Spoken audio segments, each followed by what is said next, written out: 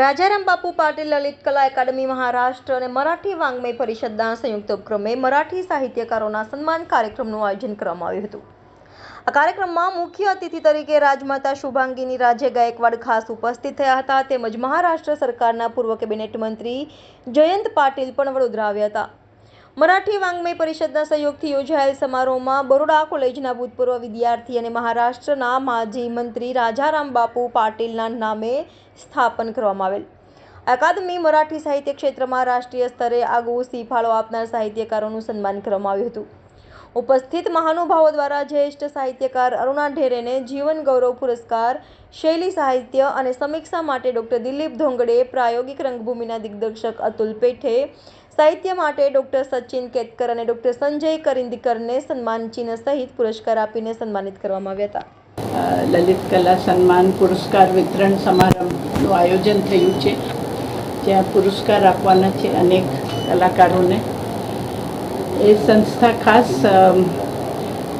લોક નેતા રાજારામ બાપુ પાટીલની યાદમાં ઊભી છે। એમને પુષ્કળ વર્ષો મહારાષ્ટ્રમાં કામ કર્યું છે લોક કલ્યાણ માટે, અને એના કરતાં એમને લોકનેતા કેળનું સન્માનનું પદવી મળી। આનંદની વાત એ છે કે રાજારામ બાપુ પાટીલનું શિક્ષણ વડોદરાના કોલેજમાં થયું હતું અને 2 વર્ષ અહીંયા એમને કાઢ્યું, અને એનાથી મહારાષ્ટ્રથી અહીંયા આવીને સ્કોલરશિપ મળીને એમને શિક્ષણ વૃત્તિ મળી, અને પછી અહીંયા અભ્યાસ થયું, કોલેજનો અભ્યાસ।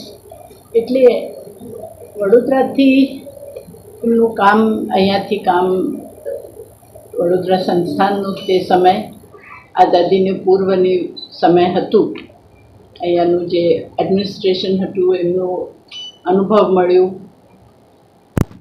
અને આ બધા જોઈને એમને ઉપર જે સંસ્કાર મળ્યા એનાથી મહારાષ્ટ્રમાં અનેક મોટા કામો એમને કર્યું છે લોક કલ્યાણ માટે।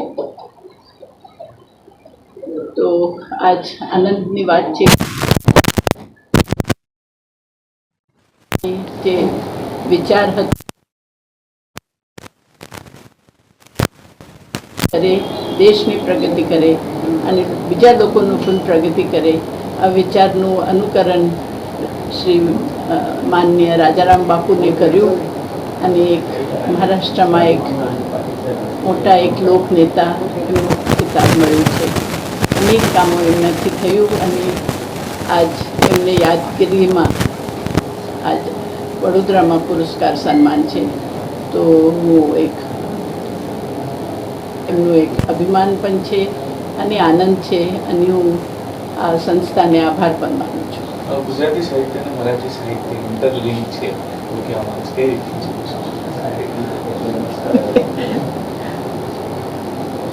મરાઠી અને ગુજરાતી સાહિત્ય ઇન્ટરલિંક છે કે નહીં મને ખબર નહીં, પણ વડોદરામાં જરૂર છે, કારણ વડોદરા રાજ્ય એવું હતું કે મહારાષ્ટ્રના અનેક લોકો આવીને વસ્તી રહી અહીંયા, અને મરાઠી ભાષા અને ગુજરાતી ભાષા બેઉ ભાષા બધા લોકોને આવડતું જ હતું।